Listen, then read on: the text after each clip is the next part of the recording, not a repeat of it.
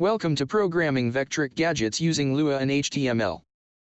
This is not a comprehensive study of Lua, HTML, or Vectric software, but a simple method for creating the web page interface needed to modify the information your gadget uses to perform its functions. A link to the Vectric Gadget developer's information is posted below, where you can find the Gadget SDK and documentation, along with the installation instructions. Lua and HTML pages can be created with almost any text editor. There are also programs you can use to design HTML pages. I prefer to use Notepad++ for both. A link will be posted below.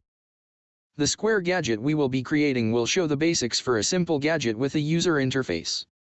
In part 1 you set up your Lua and HTML pages. Coded a basic HTML interface. Then coded the main function for a Lua program, and tested the gadget by checking if a project had been started in V-Carve Pro. In part 2 you learned how to call the HTML page for the gadget interface, created a new function to draw the square, and coded the square button to draw the square on the open project. In this tutorial you will learn how to access the data entered in the gadget dialog to change the size and start point of the square being drawn.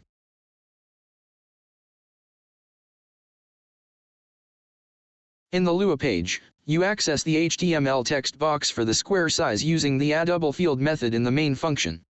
Enter the ID of the HTML text box and the initial value. Pass the dialog to the onLua button, the call to the DrawSquare function, and to the DrawSquare function, so the gadget dialog data can be accessed by these functions.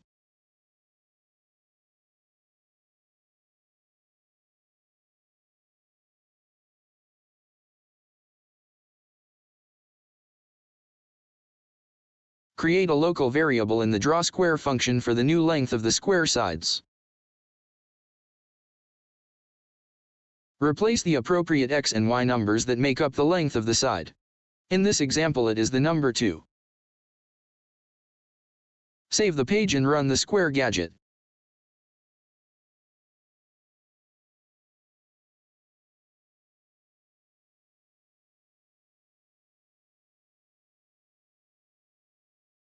By changing the number in the side length text box, you can draw different size squares. Positive, negative, and decimal numbers can be used because in Lua it was initialized as a double. Experiment with the numbers to test the gadget. Now that you know how to access the HTML text boxes in the gadget dialog, you can retrieve the data to change the start point. The process is the same. In the main function, initialize the X and Y text boxes.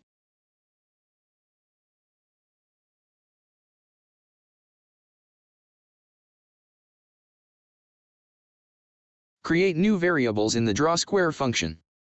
Replace the variables in the points for the square. The variable names can make the statements look complicated and messy, so develop a naming scheme that you can follow. For most functions in your gadgets, you will be using basic math, geometry, and trigonometry. Many of the complex calculations, such as sine, cosine, and tangent, are built into the Lua language, so you do not need to figure that out in your code. Save the page and run the Square Gadget. Enter various numbers, positive, negative, and decimal, to verify all the input boxes work, the variables were placed in the proper statements, and the math is correct.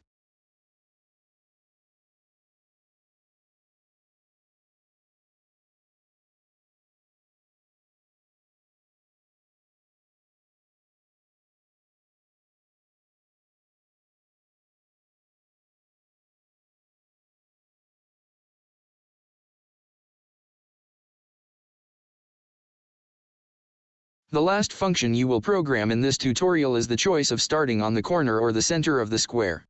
You will be using the radio buttons. The process remains the same as the input boxes. However, radio buttons do not have IDs. The radio buttons are identified by a group name and are added to the group in the order they are read from the HTML document for the gadget dialog. Only one button in a radio button group can be checked. Radio buttons are accessed in the group by their index identifier. An if-then-else statement is used to determine which radio button has been selected. The statement then runs the code assigned to the selected radio button. Add the variables for the radio buttons. Create variables for the center start point and the radio button index number. Type in the if-then-else statement to determine if you assigned the correct radio button. A message box will indicate which button is checked. Save the page and start the Square Gadget.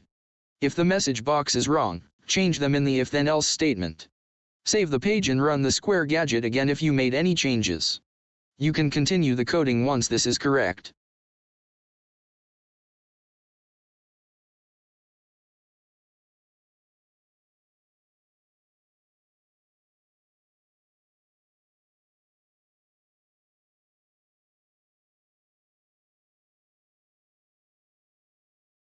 Delete the code for the message boxes. The default setting will be to start at the corner, so that part of the statement will be left blank. The program will exit the statement and continue with the function. The section of the statement for the center start point will be coded to change the start point. Save the page and run the Square Gadget. Work with the input boxes and radio buttons to verify everything works.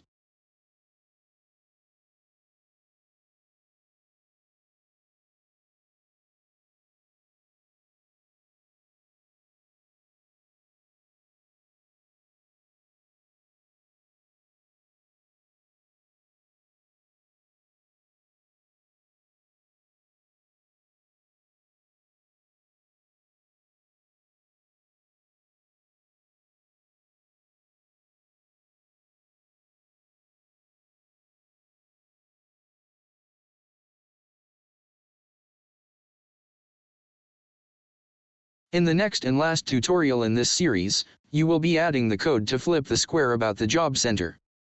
Thank you for watching this video. If you liked this video, give a thumbs up, and subscribe to be notified of future videos.